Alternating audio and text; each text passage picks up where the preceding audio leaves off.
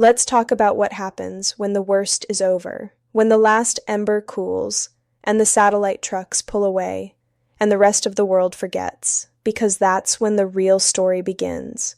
A story measured not in flames, but in years, not in rescues, but in returns. And the numbers tell a truth that is almost too painful to hear.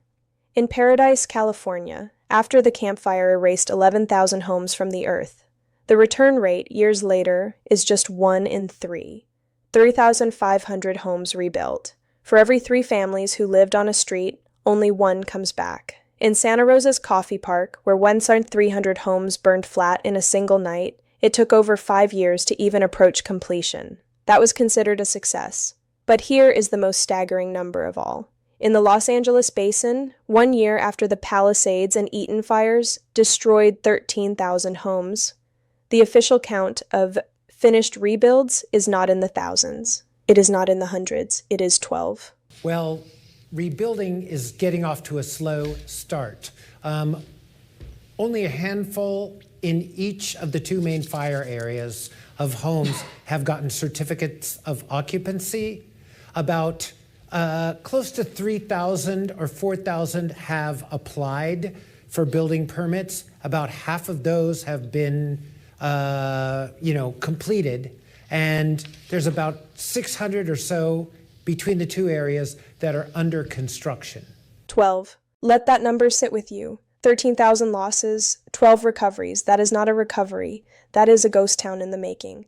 But if you look closer, you find a more haunting figure. The 900 families stuck in the purgatory of almost. They are the ones with a building permit, a stamped official piece of paper. They have fought through a labyrinth of hazardous materials clearance, new zoning reviews, and engineering for wildfire codes that didn't exist when their home was built. They have a blueprint, a plan, a dream on paper. And that is where they hit the wall. Because a building permit is not a house, it is permission to begin a financial siege. This is the heart of the crisis, the great underinsurance chasm. In our story, there's a woman named Pauline Ching who got a home guaranteed price of about $400 a square foot.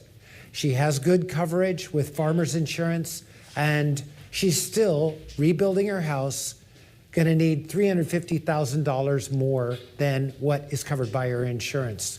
And to understand it, you have to understand the brutal new math of rebuilding. A decade ago, building a 2,000 square foot home here might have cost $300 a square foot, a $600,000 project. Your insurance was likely based on that. Today, you are not building a house, you are funding a fortress. The costs are from a different universe. First, debris removal. This isn't hauling trash. It's a federally regulated hazardous waste operation. Cost $40,000 to $100,000. And most insurance policies have a separate, lower limit for it. Second, the new wildfire building code. This is not optional. Your new home must have ember-resistant vents, non-combustible siding, a special roof, and in some areas, exterior sprinklers. This isn't an upgrade. It's the law, and it adds $150,000 to $300,000 to the price tag. Third, the demand surge.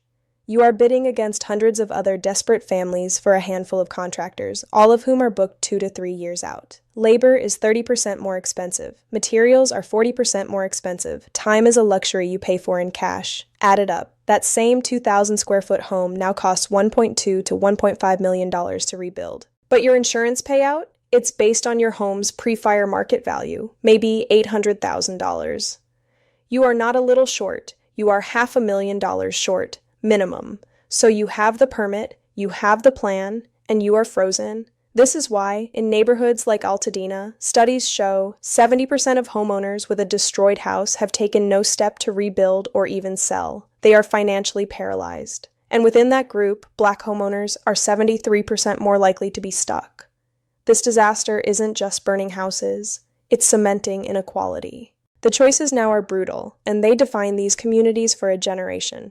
You can liquidate your retirement like Ted Kerner did to build in 4 months so his aging dog could see home again.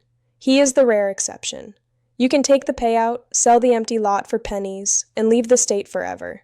And there's also several hundred lots that are up for sale, and people are, taking half as much as the pre-fire value for the lots. Your family's wealth evaporating with the smoke. You can downsize your dream, rebuilding 200 square feet instead of 2,000, coming back poorer and deeper in debt, or you can wait in limbo, like the elderly couple living in an RV on their ash-covered lot, hoping a lawsuit will bring a miracle before time runs out. This is the second disaster. It is quiet, bureaucratic, and financially violent. It happens in the silence that follows the sirens, in the gap between the insurance check and the contractor's invoice, in the empty space where a neighbor's house will never be again. The first disaster is an act of nature. The second, the one that empties streets and breaks communities, that is a failure of design, a system that promises recovery but delivers an impossible equation, a price tag that most families can never afford. The question is no longer who lost a home in the fire.